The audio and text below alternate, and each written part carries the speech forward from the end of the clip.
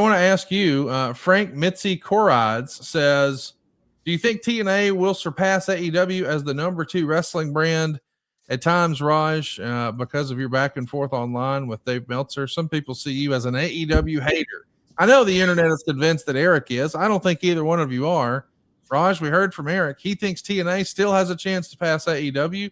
I say no shot. What do you say, Raj? Well, I mean, what they would need is upgraded production. I mean, you look at AEW Dynamite and you look at tonight's Impact, and it's a big difference. And so the production, because Tony has had 5 years where he could lose money and still, present a top-notch production, top-notch production quality, and also sign a lot of stars. They've had over the years Jericho, Punk, all these stars that came in to raise the profile of AEW, Edge. TNA, the biggest stars on the show were the Hardys, and so having that, they really need star power on that show. And when you have the pocketbook that Tony Khan has, and then what WWE has, any major star is probably going to go one of those directions. So it's going to be difficult. I don't see it happening anytime soon. Could it eventually? If WWE is really serious about helping TNA out, stranger things have happened, but I don't see it happening anytime soon.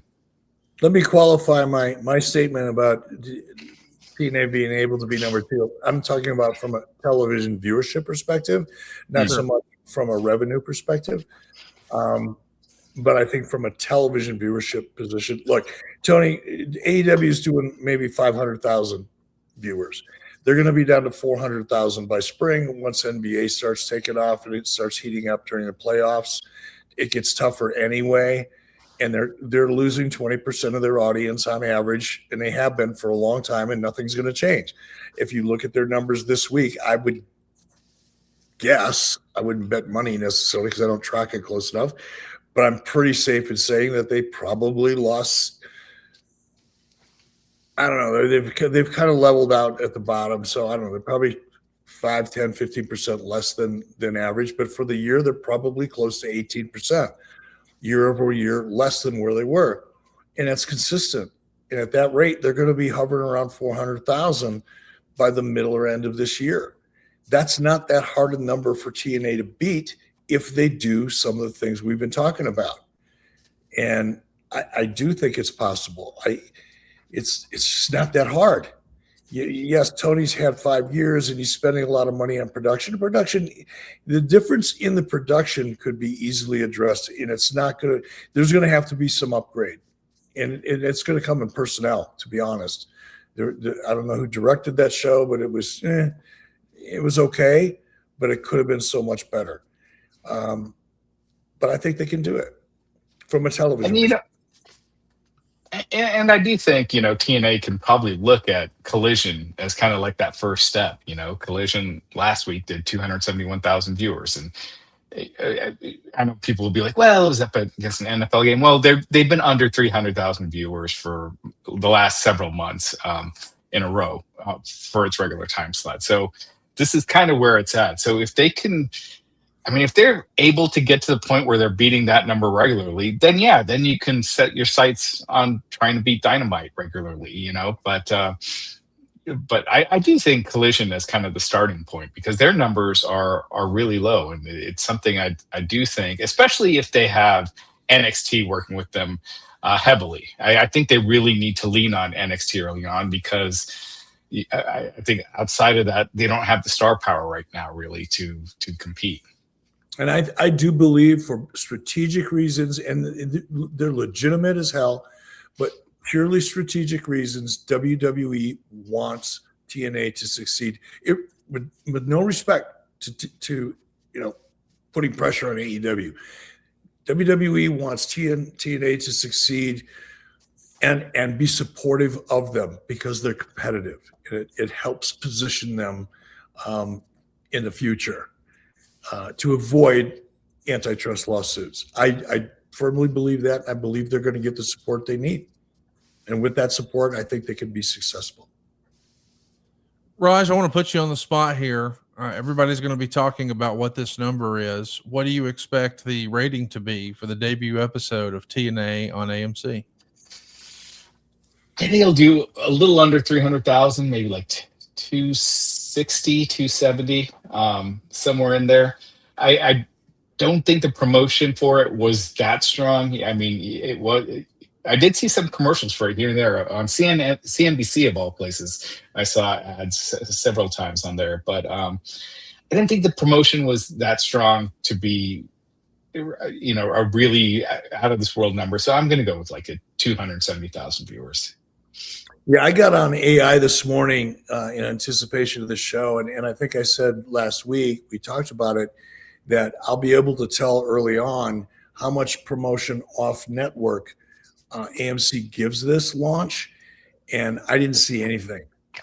Now, I don't surf a lot, I don't watch a lot of television, but I will tell you that if they ended up with a spot on CNBC, CN, whatever it is, NBC, must have been giving away ad time. That's called a remnant time. That's like buy one, get 10 free time, because otherwise that buy made no sense at all.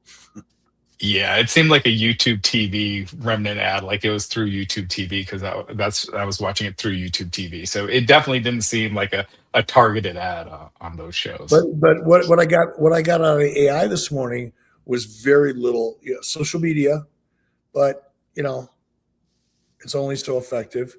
It can be very effective, but limited social media, a couple press releases, that type of thing. That's minimal promotion.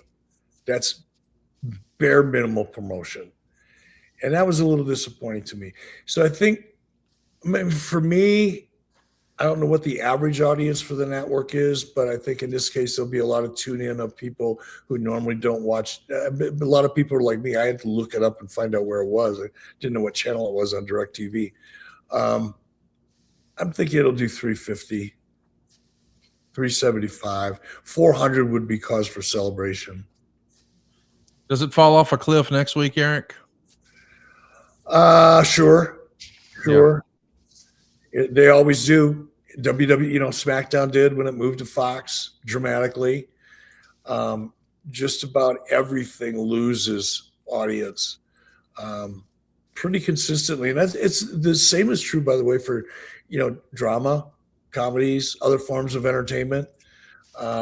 Premieres always score significantly higher, and then there's a drop off. Hopefully, it only lasts for 2-3 episodes, and then settles in. But you can have a case where AEW has been dropping since 5 years ago consistently. That's what you don't want. But if you drop a week or 2 or even 3 and then start to level out, you've done well. Eric, I think tonight was a disaster for wrestling as a whole. Just my opinion, because I don't think this is going to be well received. I think the ratings are going to fall off a cliff next week. I don't think it was ever really a good fit with AMC. I do want to talk to you about that, but I was really ambitious, and I actually called this on Jeff Jarrett's podcast, and I think on your podcast a few weeks ago. I said this was probably the most important show of 2026, because if TNA came out and blew the doors off of everybody and they couldn't wait to see it again next week, man, we could have real intrigue for not only what's next for TNA, but maybe there would be interest from other networks. But I think if TNA winds up shitting the bed on this TNA deal, on this AMC deal, that's going to be bad for wrestling products everywhere not named WWE. I think it could obliterate any leverage that AEW may have. Not saying that AEW is in that stage where they need to negotiate their next contract, but obviously you can take AMC off the board. But I think everybody is looking at the success WWE has and says, boy, if we can get in on some of that. Because when you look at the makeup of AMC, at least when I think about AMC, I think of The Walking Dead or Breaking Bad or Mad Men. And respectfully, TNA does not fit with those programs. And I think that's the reason I almost want to compare it to ECW on TNN. ECW felt so different than everything else on TNN that it didn't make sense for them to spend a lot of marketing dollars marketing to that audience, because they knew that our regular viewers, they're not going to watch it. So we got to go bring them from outside in. And I think they're looking for those new eyeballs. And I don't know that that was an effective marketing strategy. And I don't know that it'll work. And if it's not successful, it does make me wonder, hey, are all the other networks going to be hesitant to take a chance on this? I bring this up to you because you used to run the biggest wrestling company in the world who enjoyed more success than everyone. And then some executive, Jamie Kellner, said, doesn't fit with our brand image anymore. We're going to do away with wrestling. Is that not a real threat, do you think, Eric? Not anymore. Okay. Not as much as it once was, because networks don't brand for programming anymore. I mean, look at the History Channel. I mean, you could argue that there's some shows that are based, there are good shows that are based on history, but there's also other types of programming on the History Channel that has nothing to do with history. Same is true with Discovery Channel. And look at MTV. MTV is the best example I could give you. MTV, the music television, there's no music on MTV. So because of the state of television, linear television, cable television, because they're losing their ass so bad, they're so desperate.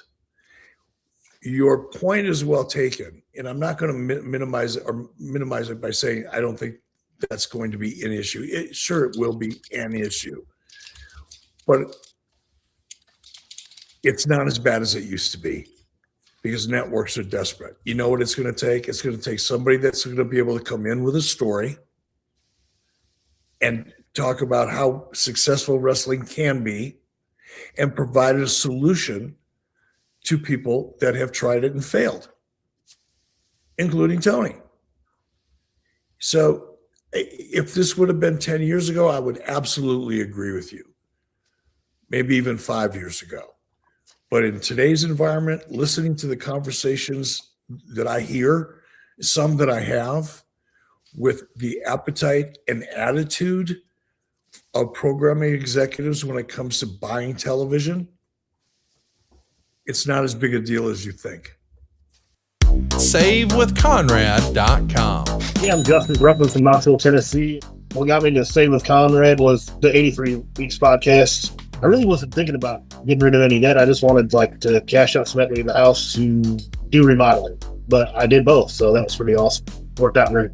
Redid the foyer, built pantry space, and there was little odds and ends when I first bought the house that I wanted to take care of, and we were able to take care of it. So, yeah, paid off 2 cars and some credit card debt. So probably all in all, get $30,000 in that. And then I got some $30,000 more equity out of the house and still plenty of equity left over. So payment's good. I lowered my interest rate. I'm in a much better spot than I was. Super easy. Everybody was great. Very, very awesome people. Francis and Steve were great to work with. They're awesome. Made it through a very easy, seamless experience. I'd probably say all in all, probably $1,000 a month at least. I'm gonna lower my interest rate, especially the way the interest rates are right now, which is, that's amazing. I'm Justin Bruckman from Knoxville, Tennessee. I saved over $1,000 with SaveWithConrad.com, and I did a lot of renovations with that money as well. Minimum lesson number 2129, equal housing lender. SaveWithConrad.com.